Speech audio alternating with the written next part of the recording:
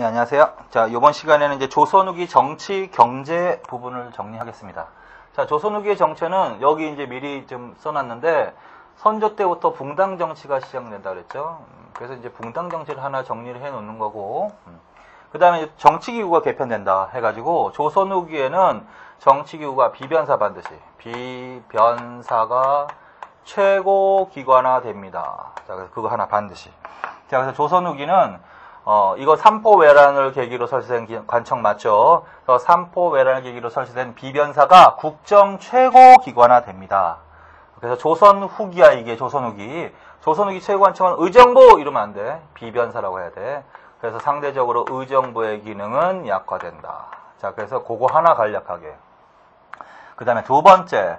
그 다음에 군사 조직도 변합니다. 중앙군이 바뀝니다. 중앙군은 오군영이라고 합니다. 오군영. 전기의 중앙군은 오위라고 해야 되고, 조선 후기의 중앙군은 오군영이라고 하셔야 됩니다. 그래서 5개의 군영을 오군영이라고 하는데, 그 중에서도 훈련도감 요 정도. 그 다음에 어영청 요 정도는 좀 알아두세요. 자, 그래서 조선 후기의 중앙군은 뭐다? 오군영이라고 한다. 그런데 5개인데 그 중에서도 훈련도감하고 어영청 정도는 알아두세요. 5개 중에 2개. 훈련도감은 임진왜란을 계기로 설치된 관청이야. 포수, 사수, 살수, 삼수병을 양성한 부대. 그렇게 반드시 알아두세요. 그 다음에 어영청은 특히 효종 때 무슨 운동이 전개됐지? 북벌운동이 전개된 거 맞죠? 그래서 북벌운동이 전개되었는데 그 북벌운동의 중심 군영이 바로 어영청이었다. 그래서 그렇게 알아두세요. 자, 그 다음에 이제 지방군도 변한다. 지방군은 이제 속오군이라고 한다. 속오군이라고 한다. 요거는 좀 변청까지. 바로 직전에는 재승방략이라고 해. 재승방략체제. 이거 반드시 중요합니다. 재승방략. 그 전에는 진관체제라고 한다. 진관체제. 그래서 맨 처음에 여기서부터 출발했죠. 조선전기의 지방군은 진관체제라고 했다. 진관체제. 그 다음에 16세기에 들어서 임진왜란 직전에 재승방략체제라는 것으로 바뀌어. 그 다음에 임진왜란을 계기로 속오군으로 바뀌는 거야. 자, 그리고 이 속오군의 특징이 또 노비가 포함된 부대야. 그래서 조선 후기의 지방군인 속오군은 뭐다? 노비가 포함되어 있다. 그래서 이 정도 내용은 반드시 알아두십시오. 그래서 조선 후기에는 비변사가 최고기관화 되면서 의정부가 기능이 약화되고, 오군영이 중앙군이고 그 중에서 삼수병 양성했던 부대 훈련도감, 북벌운동의 중심군영 어영청, 그 다음에 조선 후기의 지방군은 속오군, 노비가 포함된 속오군, 바로 직전에는 재승방략 16세기, 그 다음에 또 바로 전에는 진관체제. 이렇게 정리해 놓으시면 된다. 여기까지. 자, 그 다음에 이제 붕당 정치와 관련해서 저번 시간에 정치편에 하셨을 때 요 환국 정치까지 하셨죠? 자, 그래서 환국 정치가 행해지는 데다 이때 환국 정치 숙종 때. 그래서 이 환국 정치는 바로 어떤 폐단이 발생하는 계기가 된 사건이냐면 일당 전제화 현상. 그러니까 한 당이 독점을 하는 거야. 그래서 일당 전제화가 되면서 붕당 간의 대립이 아주 격화되는 거야. 그래서 이게 숙종 때의 정치적 특징입니다. 이렇게. 그래서 일당 전제화. 그래서 이제 붕당 정치가 변질된다고 표시하고, 그래서 이제 세력 균형이 무너지자 숙종이, 그러니까 왕이 중간에 나서서 붕당 간의 세력 균형을 유지시킴으로써 어느 한편에 치우치지 않고 중간에서 유지시킴으로써 왕권을 강화시키려는 정책을 처음 실시합니다. 그걸 탕평책이라고 합니다. 그걸 탕평책. 자, 그래서 탕평책의 개념도 알아두세요. 자, 조선 후기에 무슨 정책이 처음 등장한다? 탕평책이 등장한다. 요거는 왕이 중간에 서서 붕당 간의 세력 균형을 조정함으로써 세력 균형을 유지시킴으로써 왕권을 강화시키려는 정책이다. 그래서 조선 후기의 대표적인 왕권 강화 정책으로는 뭐가 있다? 탕평책이 있습니다. 어느 때 처음 실시되었습니다. 숙종 때. 그리고 영정종 때 본격적인 탕평책을 실시합니다. 그래서 영조 때도 탕평책 실시, 정조 때도 탕평책 실시. 이렇게 가시면 된다. 자, 그래서 그 개념, 탕평책의 개념 정리해 놓으시고, 자, 그 다음에 이제 영종조 때가 중요하다. 자, 그래서 영종조 때의 정치를 보시면 영조는 탕평의 교서를 발표했다. 탕평책을 추진했다. 그래서 이 사람의 탕평책은 완논탕평책이라고 하거든요. 완논탕평책. 완논. 반면에 정조의 탕평책은 준논탕평이라고 하거든. 준논. 그리고 요 사람 영조는요. 완논탕평책을 하면서 주로 온건하고 타협적인 인물. 온건하고 타협적인 인물을 중심으로 등용했어. 그래서 온건하고 타협적인 인물을 중심으로 등용하였습니다. 누구? 영조. 이게 영조의 탕평 정책이야. 완논탕평이라고 합니다. 반면에 정조는요, 당파의 옳고 그름, 시비.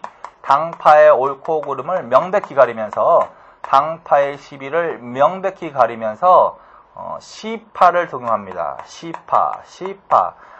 이거는 주로 남인들이야. 남인. 자, 그래서 조선 후기에 당파의 옳고 그름을 명백히 가리면서 남인들을 주로 등용했다. 그럼 누구로 간다? 정조. 무슨 탕평책이라 한다? 준논 탕평책. 그래서 영종조 때는 적극적으로 탕평책을 실시하면서 왕권이 강화되는 시기입니다. 이렇게 알아두시고, 그 다음에 이제 뭐다? 영조의 정책과 정조의 정책을 조금 구분하시면 돼. 그래서 영조는 어떤 법을 시행했다? 균역법. 이런 거 반드시 알아두시고, 균역법을 실시했습니다. 사형수에 대해서는 삼심제를 엄격히 적용하였습니다. 이런 것들. 삼심제를 엄격히 적용하였습니다. 그 다음에 속대전을 편찬하였습니다. 뭐 그런 것들 나왔죠? 그래서 반드시 알아두시고. 그 다음에 정조의 탕평 정책, 정조의 주요 정책은 뭐다? 규장각 설치했습니다. 그 반드시. 규장각이라는 걸 설치해. 학문 연구기관이자 이제 왕실 도서 관리, 도서 보관하는 기관이야. 그 다음에 초계 문신제. 요거는 이제 정조는요 학문이 굉장히 높은 왕이었다. 그래서 신하들을 자기가 가르쳤거든. 그래서 임금이 스승이라는 입장에서 신하들을 체교육시키는 정책을 썼어. 그걸 초계 문신제라고 한다. 초계 문신제라고 한다. 그 다음에 이제 친위 군대를 강화시켰거든. 장용령이라는 친위 부대를 설치하였습니다. 용령. 그 다음에 이제 시전상인의 금난 정권을 없애는 정책을 그걸 통공정책이라고 하는데, 통공정책을 한다. 그 다음에 이 사람은요, 수도를 옮기려고 했어. 어디로 옮기려고 했냐면, 수원으로 옮기려고 했거든. 그래서 이 정조 때 계획적으로 이 도시를 건설하는 거야. 이 도시가 수원이야. 거기에 성을 쌓은 거지. 그걸 수원 화성 축조라고 한다. 자, 그래서 요 정도의 정책은 반드시 기억하십시오. 자, 그래서 정조는 규장각, 초계문신제, 장용령, 통공정책, 수원화성. 자, 그래서 영종조는 아주 문제가 잘 나오는 왕이니까 특히 정리를 해놓으시면 돼. 그래서 여기까지. 자, 그 다음에 이제 어디로 가시냐면 정치 질서의 변화, 19세기로 가는 거야. 자, 순조, 헌종, 철종.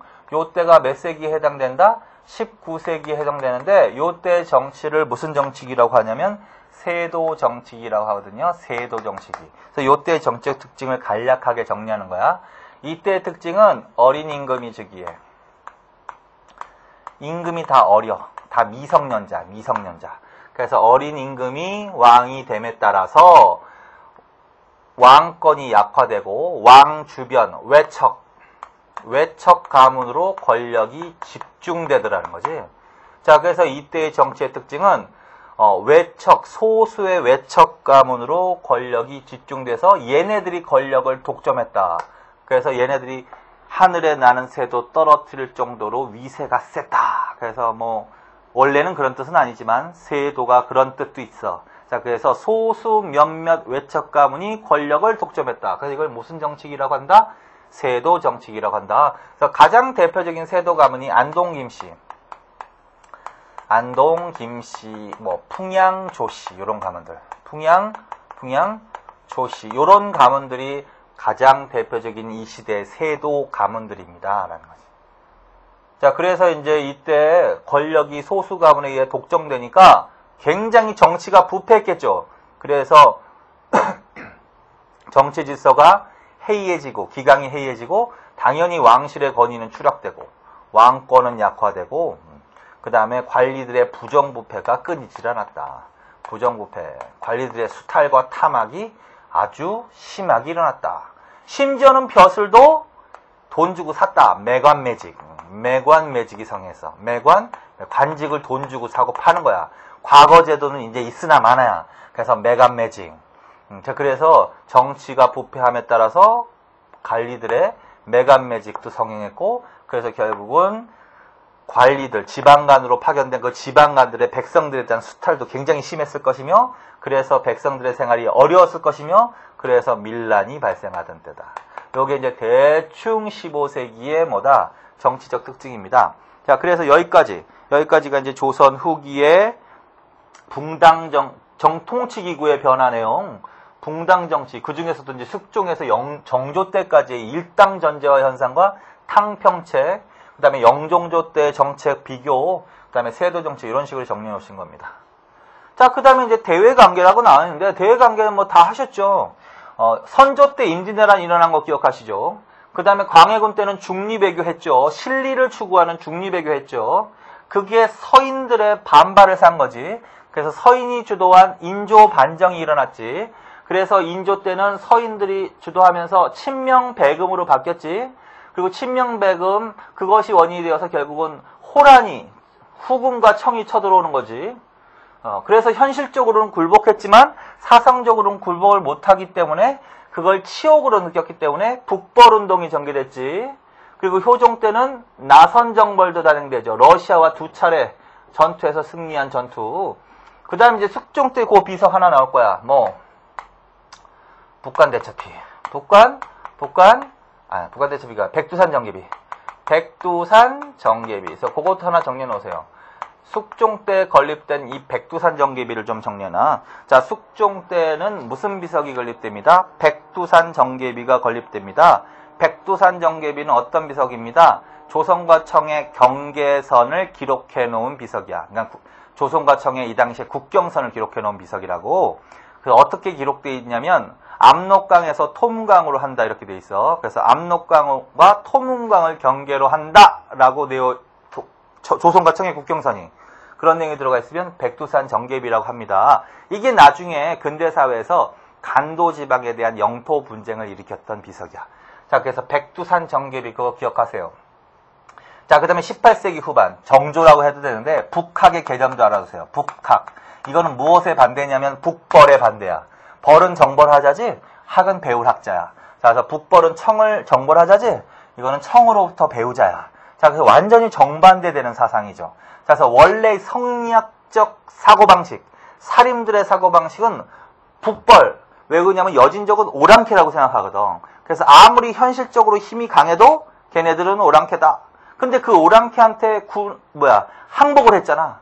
그래서 그걸 치욕으로 느끼고 청을 정벌하자는 북벌운동이 전개됐다면 18세기 후반에는 좀 인식의 전환, 사고방식의 전환이 오게 되는 거야. 현실적으로 청나라가 문화적으로도 굉장히 발전하는 시기야, 18세기가. 그러니까 이 여진족이라고 오랑캐라고 생각했던 이 나라가 문화적으로도 굉장히 선진국이었다라는 거지, 사실은. 그래서 청으로부터도 배울 게 있다. 그걸 뭐라 그런다?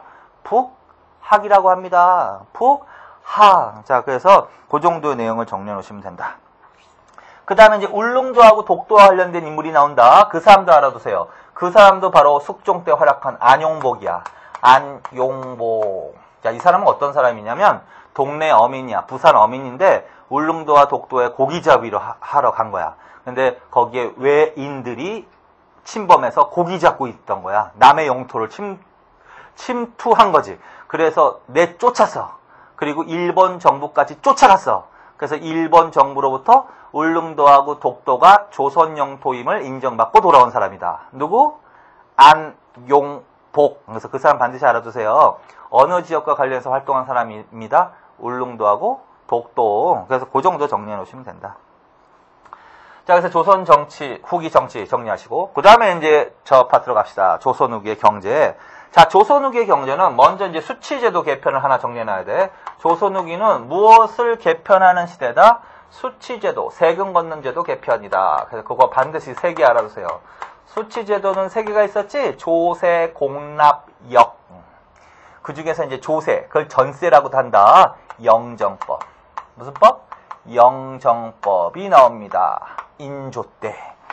자, 그래서 이 영정법은 풍흉과 상관없이 1결당 4두로 무조건 세금을 고정시키는 거야.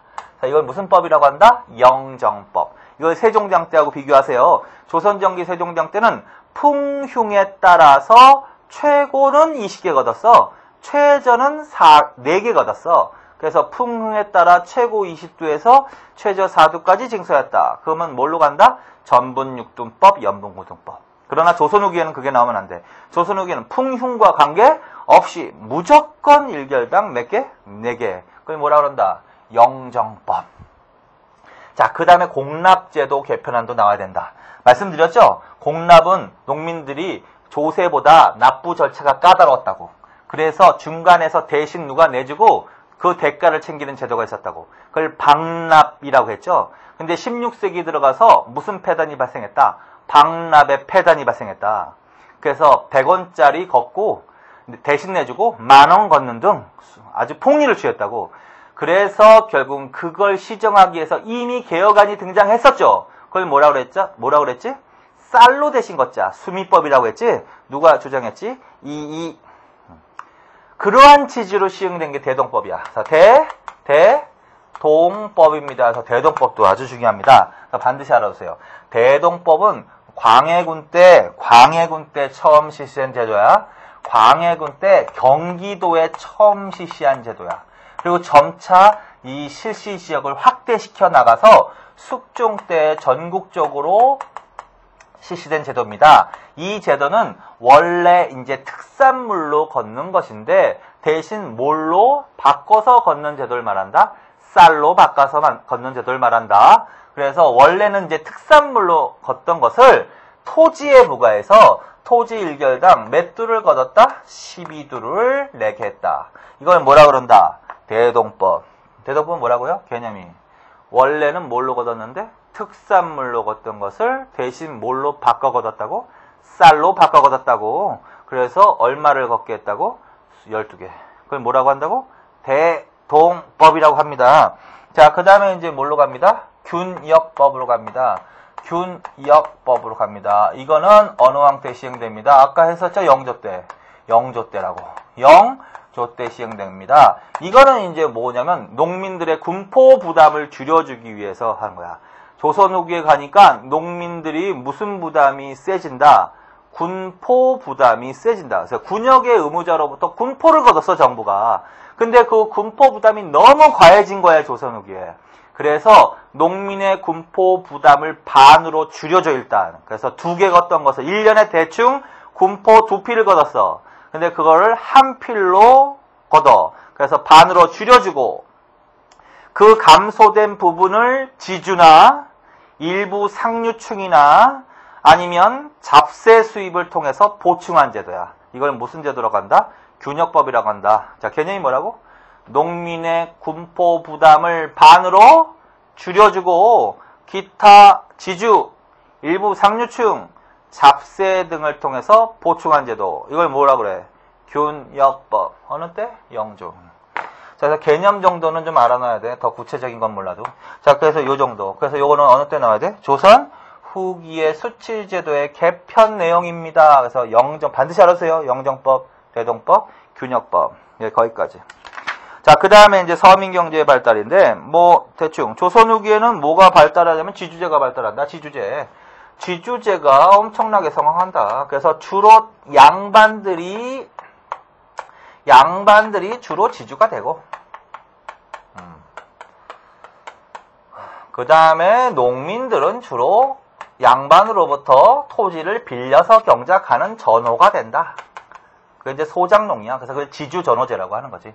그래서 16세기에 직전제 폐지 이후에 지주제가 아주 급속히 발달하더라고. 그래서 조선 후기에는 시간이 흘러갈수록 지주제가 더욱더 확대된다. 그 말은 직접 농사를 짓지 않는 양반들이 땅을 너무 넓혀가는 거고, 직접 농사를 짓는 농민들은 땅을 상실해가는 현상이야. 그래서 지주전호제, 이걸 지주제라고 합니다. 그래서 조선 후기 양반들의 경제생활이 자연스럽게 나오는 거지. 조선 후기 양반들은 주로 경제생활은 무엇으로서의 생활을 누렸습니다. 지주로서의 생활을 누렸습니다라는 거지, 결론은.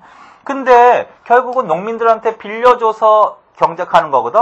그럼 빌려주면 공짜로 빌려주겠나? 그렇지 않지. 소장료라는 걸 받지. 그래서 소장료 수입이 주 수입원입니다. 주로 이제 곡식, 쌀로 거뒀습니다. 미곡. 자, 그래서 조선 후기 양반들의 주요 경제 생활은 이겁니다. 지주로서의 생활로 소장료 수입이 주 수입원이었습니다. 소장료로 뭐를 받아서? 쌀을 받아서 결국 그걸 시장에 판매도 하면서 부를 추적했습니다. 그리고 그 돈을 벌면 토지에 더 재투자하는 거야. 소장료가 늘어나면 수입이 늘어나니까. 그래서 조선 후기에는 아주 굉장한 대지주가 나와. 그걸 이제 천석군, 만석군이라고 부른다. 천석군, 만석군이라고 불리는 대지주가 나오는 시기가 어느 때다? 조선 후기. 물론 양반만 나오진 않아. 신분이 낮은 사람들도 지주는 될 수 있어요. 어쨌든. 그러나 대부분은 양반이라는 거지. 반면에 농민들은 뭐다? 전호. 물론 자영농도 있지. 전호도 있고. 자, 그래서 자영농, 자기 토지를 경작하거나 아니면 농민으로부터 어떻게? 빌려서 경작합니다. 이럴 때 이제 농민들이 어떻게? 더욱더 효율적인 농사 기법을 채택해 나가면서 생산성을 증대시키는 데 노력하는 거야. 자, 그래서 그거는 반드시 알아두세요. 첫째, 조선 후기에는요, 이양법. 이양법과 논에서의 벼보리 이모작.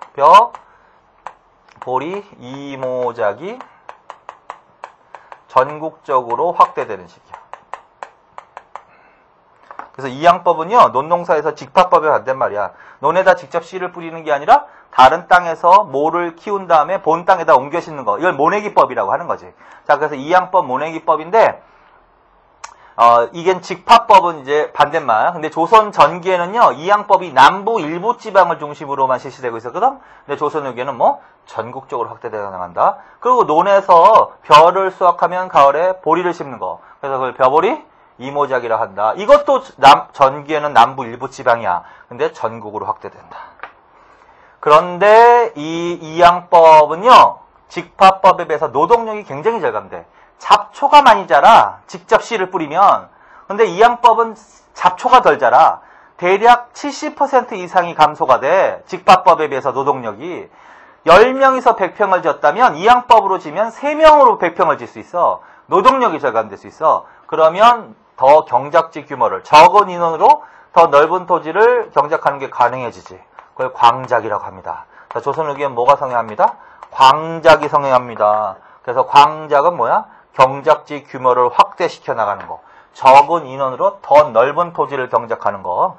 자, 그 다음에 조선 후기에는요, 자급자족을 목적으로만 농사 짓지 않아. 시장의 판매를 목적으로도 농사를 지어. 그걸 상업적 농업이라고 해. 그래서 조선 후기에는 무슨 농업도 발달한다? 상업적 농업. 시장의 판매를 목적으로 한 농업을 말한다. 그래서 이걸 상품 작물이라고 하지. 그래서 고추, 담배, 인삼 이런 것들의 재배가 활발해집니다. 요 정도는 알았어요, 최소한. 요게 이제 어느 때 나타나는 거야? 조선 후기에 나타난 농업 기술의 발달이죠. 생산성이 증가하는 거 맞죠? 이게 이제 농민들이 자구적인 노력으로 이런 것들을 채택해 나가면서 생산성, 부를 축적했다. 그런데 이게 그러면 농민들의 경제 생활 안정에 어떤 영향을 미쳤느냐? 모든 사람들이 다 이거의 혜택을 보진 않아. 일부는 이걸 통해서 부농으로 성장해. 근데 일부이라는 거야. 부농층. 이걸 요호부민이라고 한다. 그래서 조선 후기에는 일부 농민들은 무엇으로 성장한다? 요호부민, 부농층으로 성장한다. 그런데 대부분은 그렇지 못해. 대부분은, 다수는 더욱더 생활이 안 좋아져. 그래서 몰락해서 주로 임금 노동자로 전락을 해. 임금 노동자. 그래서 고용되어서 임금을 받고 일하는 사람이라는 거지. 그래서 조선 후기의 농민들은 두 개로 일단 이걸 뭐라고 하냐면 계층 분화라고 한다고. 조선 후기의 농민들은 무슨 현상이 일어납니다? 계층 분화 현상이 일어납니다. 일부는 부농층으로 성장하지만 다수는 뭘로 전락합니다? 임금 노동자로 전락합니다. 자, 요게 조선 후기 농민들의 생활이야. 자, 그래서 조선 후기 양반 지주의 경제 생활, 조선 후기 농민들의 농업 기술, 조선 후기 농민들의 생활. 요 정도로 정리해 놓으시면 된다. 자, 그 다음 이제 수공업으로 갑시다. 수공업. 조선 후기에는 수공업과 관련해서는 하여튼 조선 후기에는 무조건 민영이야. 무조건 민영 수공업이 발달해야 돼. 무조건 민영 수공업이 발달해야 돼. 그래서 조선 후기에는 민영 수공업 중심으로 발달하는 거고, 관영 수공업은 침체하는 시기야. 관영 수공업은 침체하는 시기입니다.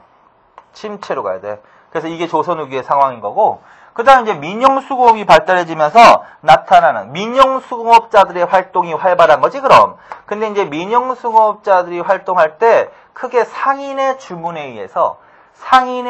의해서 물품 대금도 미리 받고 그것만 생산하는 사람들이 있어. 그걸 선대제 수공업이라고 해.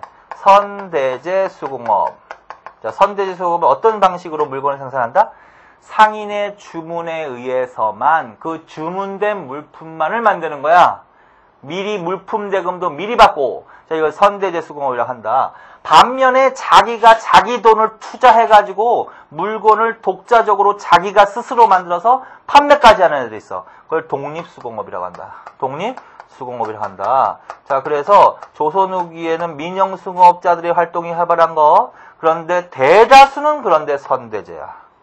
일부는 독립적으로 물건을 만들어서 판매까지 해. 그럼 왜 선대제를 할까? 이득은 이걸 해야지 이득이 더 남아. 수공업자 입장에서는. 규모가 영세하기 때문에. 그래서 조선 후기의 수공업자들은 대부분 규모가 영세했기 때문에 누구의 주문에 의해서만 물건을 생산했다? 상인의 주문. 그걸 뭐라 그런다? 선대제. 일부는 독립수공업자로 발전했다. 그건 어떻게 만드는 거야? 수공업자가 독자적인 계획으로 자기 돈을 투자해서. 그래서 그거 두 개를 좀 기억해 두십시오. 자, 그 다음에 광업. 자, 광업으로 가겠습니다. 자, 조선 후기의 광업과 관련해서는, 자, 조선 전기에는요, 절대로 국가가, 전기에는 광업을 국가가 독점을 했어. 그래서 광산 개발을 민간인에게 허용해 주지 않았어. 그래서 조선 전기에는 광업, 광산 개발, 광물 채굴도 다 국가가 독점을 하는 거지 민간인들이 허가를 받아서 광산을 개발하는 이런 건 절대 없었어. 그런데 조선 후기에는 달라집니다. 자, 조선 후기에는 민간에게 광산 개발 운영을 허가해 줍니다. 정부가. 그리고 대신 세금을 징수합니다. 이러한 제도가 나오는 게 바로 조선 후기의 광업정책입니다. 이런 제도를 뭐라고 하냐면 설점수세제라고 한다. 뭐라고 한다고? 설점수세제라고 합니다. 자, 설점수세제는 뭐야? 민간에게 광산 개발 허용해주고 세금을 징수하는 제도를 말한다. 자, 그래서 설점수세제 하나 기억해 두시고, 그 다음에 이제 구체적으로 광산은 어떻게 개발하냐면 돈 되는 투자하는 사람이 따로 있어. 그걸 물주라고 해, 물주. 물주라는 사람이 투자를 하고요. 그 다음에 광산을 전문적으로 경영하는, 개발하는 전문가가 있어. 그걸 덕대라고 해, 덕대. 전문 경영자, 덕대. 그래서 물주하고 덕대가 계약을 맺는 거야. 그래서 얘는 비용을 대고, 얘는 직접 광산을 경영하고, 그 다음에 임금 노동자를 고용하고, 임금 노동자를 고용해서 광산을 개발하는 것이 조선 후기의 보편적인 광산 운영이야. 이걸 물주 덕대제라고 한다. 물주 덕대제. 자, 그래서 조선 후기의 광업 정책 있죠? 그래서 그렇게 정리해 놓으시면 된다. 자, 그 다음에 이제 상업에 대해서 하겠습니다. 상업.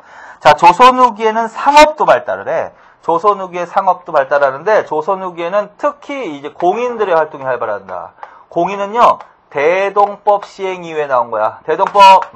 대동법 시행 이후에 정부로부터 주문을 받고 물품 대금을 받은 다음에 시장에서 물건을 구입해서 정부에 조달하는 사람. 이걸 뭐라 그런다? 공인이라고 한다. 그래서 공인 하나 반드시 알아두시고. 그 다음에 사상들의 활동이 좀 활발한다. 사상. 그래서 조선 후기에는 사상들의 활동이 활발했다. 그래서 공인 하나 개념, 그 다음에 사상, 그 다음에 사상에는 이런 상인들이 있어. 경강상인.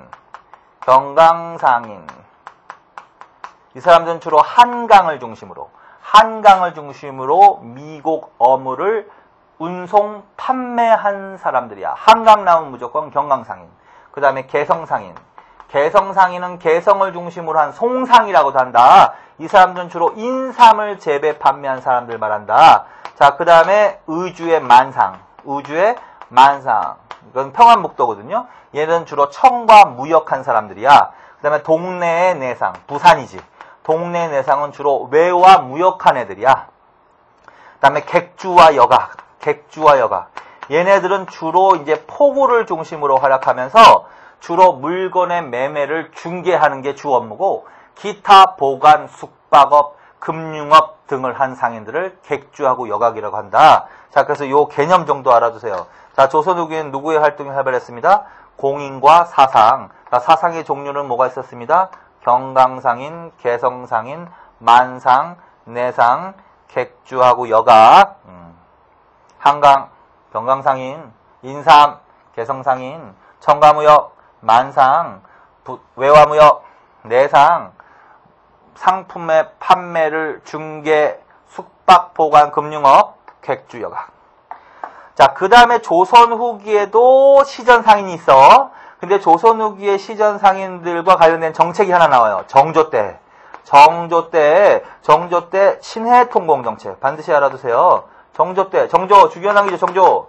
신해통공정책. 이건 무슨 말이냐면, 육의전을 제외한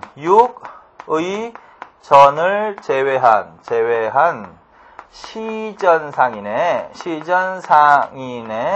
금난정권 내지는 독점적 판매권이야. 금난정권을 철폐하는 정책이야. 자, 그래서 정조 때는 유기전을 제외한 시전상인의 금난정권, 독점적 판매권을 철폐하였습니다. 이 정책을 뭐라고 합니다? 신해통공정책. 그래서 이 정책으로 인해서 조선 후기에는 시전상인의 권한이 어떻게 된다? 약화됩니다. 그래서 그런 것들을 좀 알아두시면 된다. 자, 그 다음에 이제 조선 후기에는 상행위가 도시를 중심으로도 행해졌고, 그 다음에 지방의 시장, 이걸 장시라고 한다. 조선 후기에는 장시가 전국적으로 확대되는 때다. 이런 뭐. 그리고 이 장시를 중심으로 활동했던 대표적인 상인들이 보부상이야, 보부상들이 장시를 돌아다니면서, 그 다음에 조선 후기에는 이 내륙의 시장뿐만 아니라 배가 들락날락거리는 항구가 있어. 그걸 포구라고 한다. 그래서 포구에서의 상거래도 굉장히 활발했다. 포구를 중심으로 활동했던 사람들이 바로 이런 사람들이야. 선상, 객주, 여각. 객주와 여각은 좀 전에 하셨죠. 주로 포구를 중심으로 활약했던 상인으로서 상품의 매매를 중개하고 기타 숙박, 보관, 금융을 한다. 선상은 어떤 애들이냐면 배를 이용해서 물건을 운송 판매하는 사람들을 선상이라고 하는 거야. 당연히 배가 있으니까 포구에서 활동했겠지. 그 선상 출신으로서 부상으로, 거상으로 출세하는, 성장하는 상인이 바로 경강상이냐. 그래서 경강상인도 선상의 일종으로서 어느 강을 중심으로 활약을 했다? 한강. 주로 배를 통해서 미곡 어물을 수송 판매했다. 경강상인. 뭐 그 정도? 자, 그 다음에 무역에 종사했던, 조선 후기에 무역이 발달합니다. 당연히. 자, 무역이 발달합니다. 무역이. 그런데 조선 후기에는 공무역뿐만 아니라 사무역도 발달합니다. 공무역도 발달하지만 사무역도 발달합니다. 라고 하시고, 조선 후기에 특히 용어가 나와. 공무역은 개시무역이라고 해. 공무역은 개시무역, 사무역은 후시무역이라고 해. 그래서 공무역에는 개시자가 붙어. 중강개시, 중강후시 이랬어. 그러면 그건 사무역을 말하는 거야. 그래서 조선 후기에는 개시무역, 후시무역이 발달했습니다. 그렇게 알아두시고, 개시무역, 후시무역이 발달했습니다. 그리고 이 무역에 종사했던 상인들, 대표적인 상인 누가 있다? 개성상인. 그 다음에 의주의 만상, 동네 내상은 주로 무엇에 종사했다? 무역에 종사했다. 그 정도? 자, 그 다음에 이제 한번 보세요. 조선 후기에는 상업도 발달하고 수공업도 발달하고, 그래서 상품 유통 경제가 굉장히 발달하는 거야. 물건도 대량으로 취급하는 거야. 그래서 그것도 용어도 알아두세요. 도고라는 용어도 알아라. 조선 후기에는 상업이 발달하면서 물건을 대량으로 취급하는 도매상인들이 나와. 도매업이 나와. 도매업. 그래서 이 도매업을 뭐라 그런다? 도고라고 한다. 도고. 자, 그래서 조선 후기에는 이 도고라는 애들이 성장하면서 상업자본, 돈을 축적해서 매점 매석의 폐단도 일으키는 거지. 매점 매석의 폐단도 일으킨다. 그래서 이것도 조선 후기에 나오는 용어다. 그래서 이제 상업이 발달하면서 물건의 거래가 활발해지니까 당연히 이거의 필요성이 제기될 수밖에 없단 말이야. 화폐. 자, 그래서 조선 후기에는 화폐가 발행되는데 그거 상평통보. 반드시 외우세요, 이거는요. 상평통보가 발행이 됩니다. 그래서 조선 후기에 발행된 화폐가 뭐야?